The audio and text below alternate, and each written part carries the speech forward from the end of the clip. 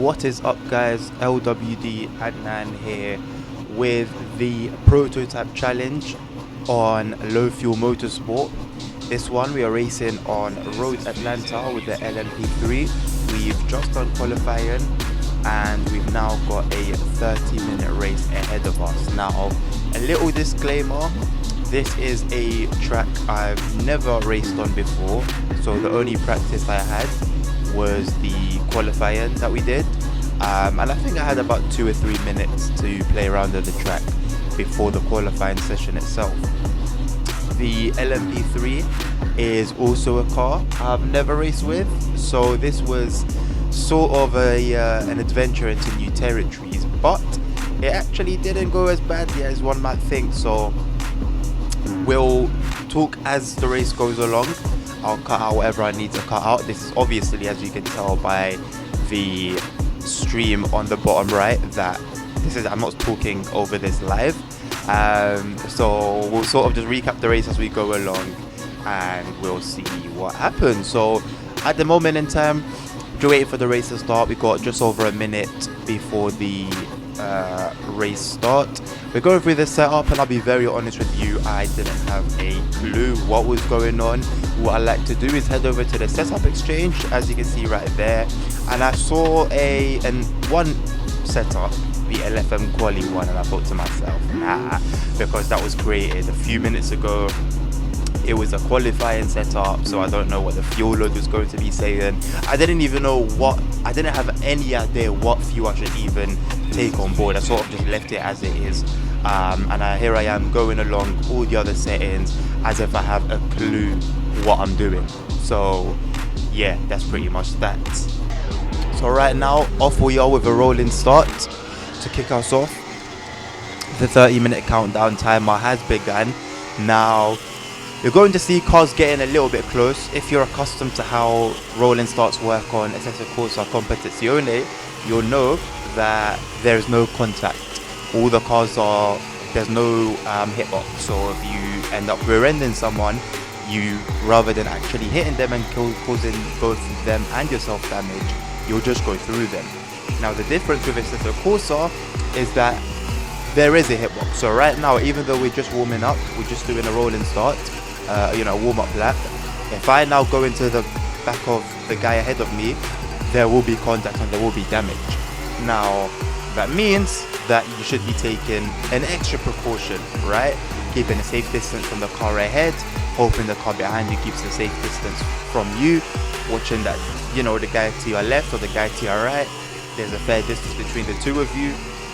So you just have to be extra cautious. Now, whether it was because I went too close to the guy behind me, whether it was because the guy behind me, whether it was because I was in front of someone who was very impatient, or whether I was just too close to the guy ahead of me, I'm not sure. But as you just saw, we got a little knock from the car behind. Now, there was a flash of damage from the damage indicator to the left of the screen to show that something had happened, but it didn't seem too severe. So although it was unfortunate, and although there still is a risk that the car will sometimes handle differently even with light damage, I kind of just left it as it was. But now I think about it, let's keep an eye on this very car. Now, I'm not sure exactly what the fella's name is. I believe it's Alejandro. It looks like an Alejandro from what I can see. I'm looking at a very small screen right now as I'm watching this. But let's keep an eye on Alejandro, because later on we may meet again in very different circumstances. But let's just say this might have been a peek into what's to come. Now, green lights, we go, green flag, green lights, however you want to put it. We go, rushing into the first corner. I tried to look for a way up the inside, but I said, you know what, let me just give these guys, let's build a little gap. The guy in front of us goes completely sideways. We almost run into the back of him, but luckily I managed to avoid him somehow because I slammed the brakes, which isn't necessarily the best course of action, as it can cause a lot of traction, but somehow it worked for me. We thank God. Luckily, as we're going down, Now, I'm not too sure of the names of these corners, so I'm just going to use very, very basic terms for them. We've managed to build up a slight gap to the cars behind us. As you might have seen a couple seconds ago, someone did lose control and end up going off the track. Managing to hold on to this little group of cars in front of us. Is getting very close, very messy. We just give the car ahead of us a knock as the car ahead of him also slides off, and everything just is chaotic at the moment. Now we've managed to pull away from that little group just a touch. Big gap in front of us though, so we're trying to make up as much time as possible. We're flying down this straight into this very small sort of S curve, and we make our way back down towards final curve onto lap number 2. Now it was a bit chaotic, but we did manage to evade several incidents both behind and in front of us. So now it's just a matter of making time, catching up to the guys ahead of us, keeping a distance from the guys behind us. Now, one thing you will notice as we go along is that there were some parts of the track that I sort of clearly wasn't too sure about in terms of braking points, in terms of turning points.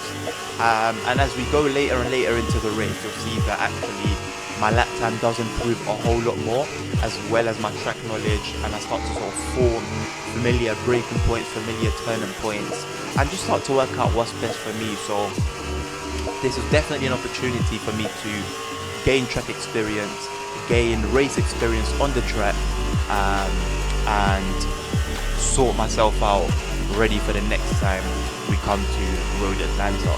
Now the guy behind us has just managed to lose a touch of control, something which we ourselves will experience not very long from now, and that's allowed us a bit of breathing room. He was catching up at half a second per lap, so now we sort of have a focus just to catch up to the cars in front of us. As you can see on the map, we do have someone coming up behind us, a little bit of a distance away from us.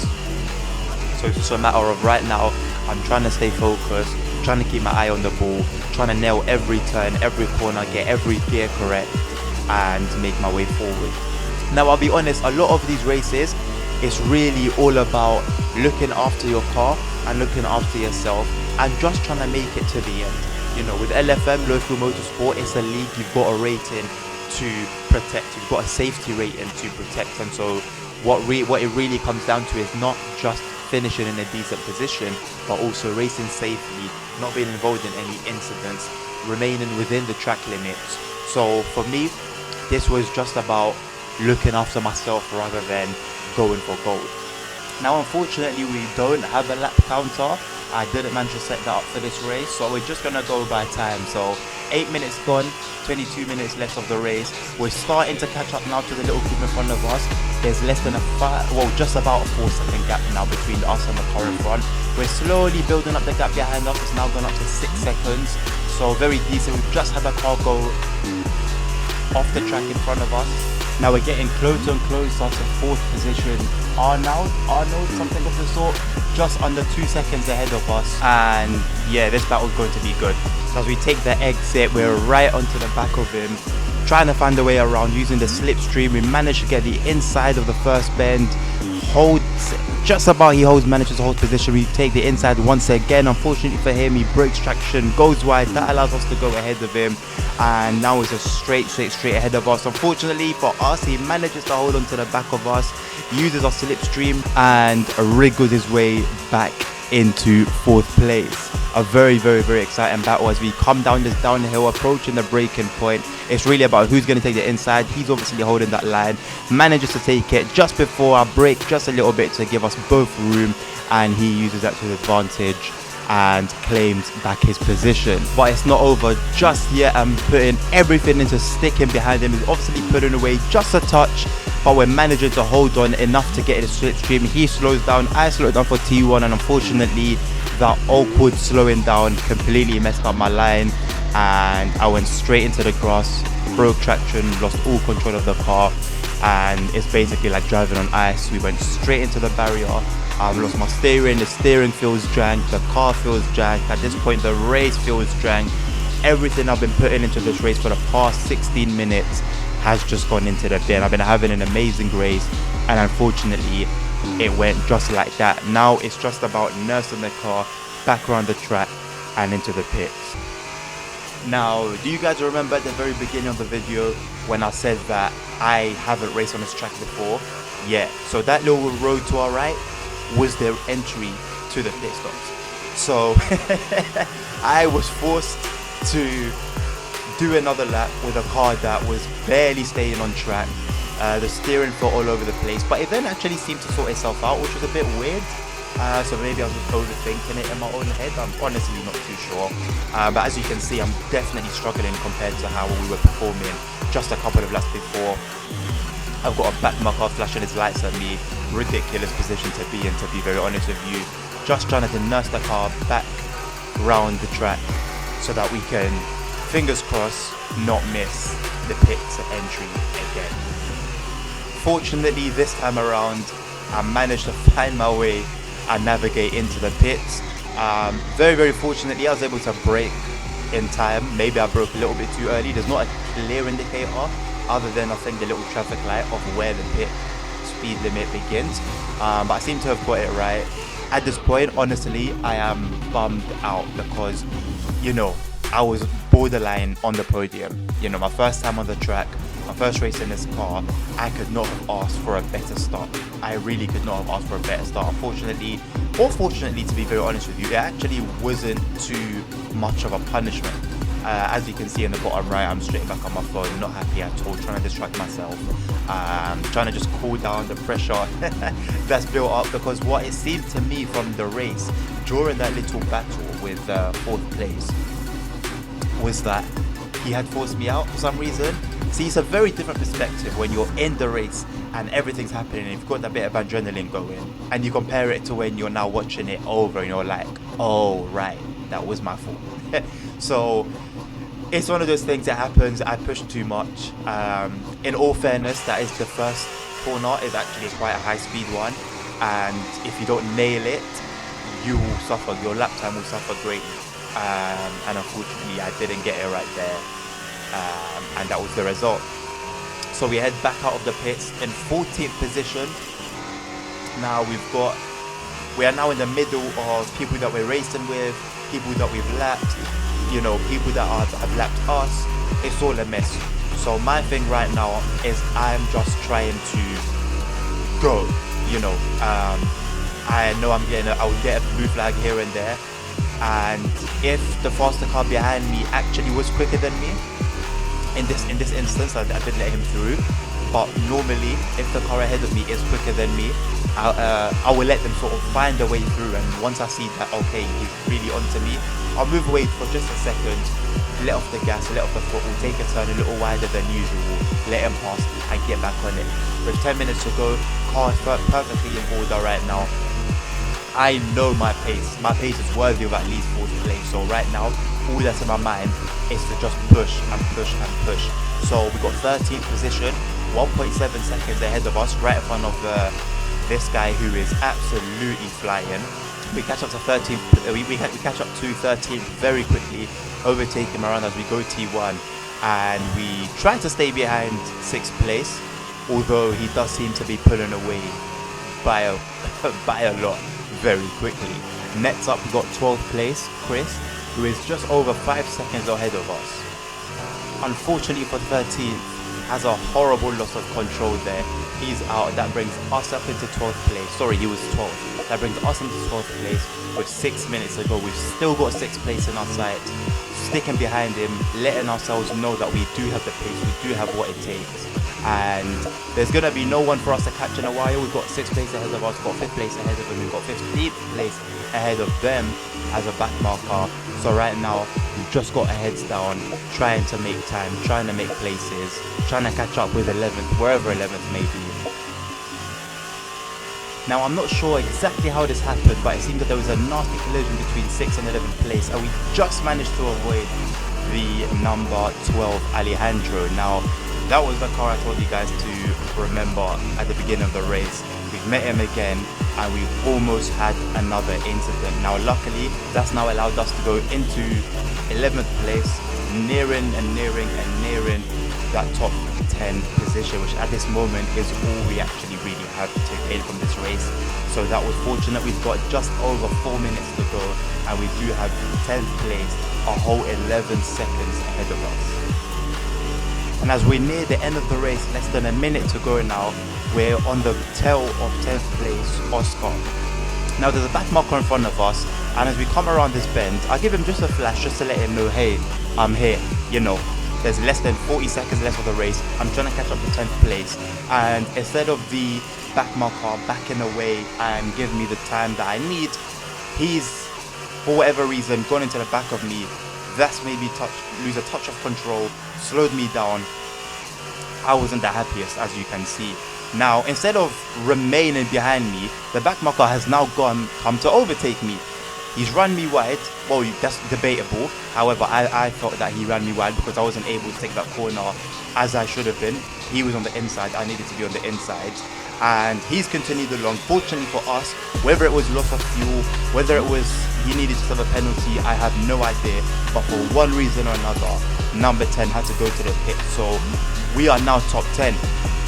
However, this wasn't the end of the battle between us and Alejandro, who once again pops up. If you thought we were done with him, you are wrong. I'm now flashing in now. At this moment in time, I will admit, I was very, very frustrated. Very frustrated because he's a back marker. I'm clearly faster than him. He needed to give me weight, and instead he's trying to race me. So as I'm trying to get past him through that little section, he then cuts me off, sends me off the track. I don't know exactly why he went off. He seemed to be alright, but that was pretty much the last quote-unquote exciting event before the end of the race. Fortunately, we got our top 10 spot. Real shame that it was ruined almost by people who just can't respect the rules of racing. But these things happen. It's racing. It is what it is. Unfortunately, it didn't ruin it for us completely. We managed to get our top 10 position once again in a track I've never raced before, in a car I've never raced before. I was actually very excited. I was very happy, very proud of the result, regardless of what happened during those little incidents. And as we nurse our car back to the pits, that will be it for this video. Let me know if you enjoyed it. Let me know also if you prefer that I give you guys the whole race and speak over the race as it happens. I did sort of try that, but I felt like it was taken away from my focus of the race itself, and I wasn't performing as well as I would have. When I'm locked in, I'm locked in. But anyway, let me guys know any and every feedback is helpful. Make sure to subscribe if you want to see more of this. This definitely won't be the end.